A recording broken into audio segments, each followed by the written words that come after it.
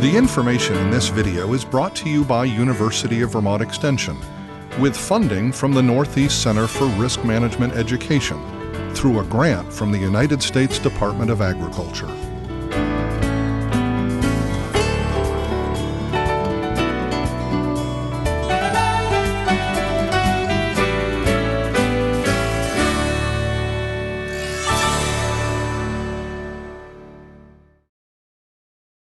Hi, my name is Jesse Richardson, and I am an attorney and associate professor at West Virginia University College of Law. Today we are going to discuss leases. Leases are an important part of many agricultural operations and can be a useful tool in farm transfer and transitions. What exactly is a lease? A lease is a mutually agreed contract by which one party conveys land, property, or services to another for a specified time period, usually in return for a periodic payment. Leases could involve land, buildings, equipment, or animals. Every lease is different, but we will describe general lease considerations. A lease can be oral or written, but written leases are preferred. However, legal rules require certain contracts, including leases for over 1 year, to be in writing or they cannot be enforced in court. Written leases are also useful in avoiding disputes because people often have different understandings and memories of what the agreement was. Even in the case of a lease among family members, a written lease can eliminate disputes. Multi-year leases often prove useful in agriculture. Tenants are better able to fertilize, lime, and maintain fences and buildings if the lease is longer term. Long-term leases can also be beneficial to the owners so that a new lease does not need to be discussed each year. What should be included in a lease? The devil may be in the details, but addressing details reduces the potential of a future conflict. Key items include the date, the parties involved, the assets, length of time, terms of use, rights of each party, methods of inspection, excluded activities, penalty for breaking the lease condition, payment terms, and terms for termination or renewing the lease. Other important considerations: government programs, liability insurance, hazard insurance, use of the land, property taxes, land stewardship, improvements, fences, hunting rights, and water rights. Some landlord-tenant relationships look like partnerships. If you are in a partnership, you are personally liable for any debts incurred by any partner in the scope of the business, and payments may be regarded as earned income by the IRS. Good written leases will have a clause stating that the agreement is not a partnership. Not foolproof, but it helps. In any case, be careful about allocating risks, responsibilities, profits, and losses. Why lease property?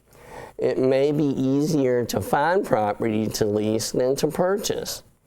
One may also be better able to find a better or more appropriate property to lease than to buy.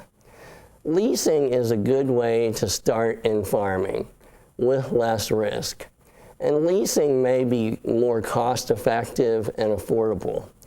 Finally, leasing provides long-term security to both parties. Leases can be important tools in transition planning.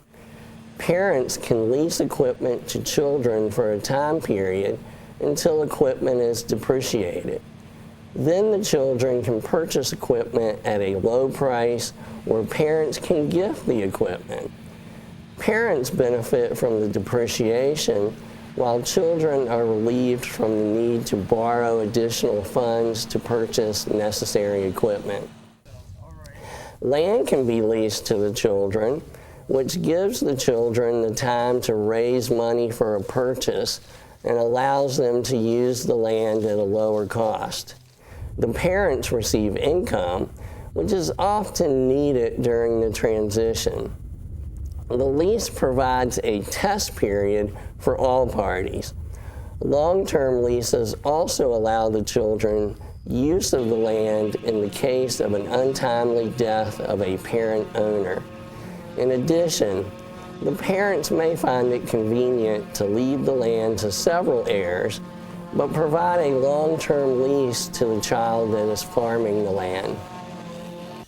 Leases can also enable the feasibility of constructing permanent structures. A 20-year lease will enable a renter to obtain a loan to construct a permanent structure on property that they do not own, but have legal access for the life of the structure. Leases are also used for livestock. If a new farmer does not have enough cows to make their operation efficient, but cannot afford more livestock, leasing may be an option to maximize efficiency and increase income until they can grow their herd. Leases should be reviewed by an attorney to avoid legal pitfalls. An ounce of prevention is worth a pound of cure. We hear occasionally about lease-to-own options. While these do exist, these type of leases are far more complicated and should be done with an accountant and legal assistance. For example, are payments for purchase or rent? It makes a big difference for all parties to know at what point the lease turns into a purchase and how payments are treated. If not clearly defined, the IRS may take a different view, and their view is the one that counts. In conclusion, leases are an excellent tool to consider for farm transfers and transitions. Having a clear agreement that has been reviewed by an attorney and an accountant will make the lease a more useful document for all parties. If you are considering a lease, contact your Extension Farm Management Specialist for assistance. For information on other topics, check the UVM Transfer the Farm video series.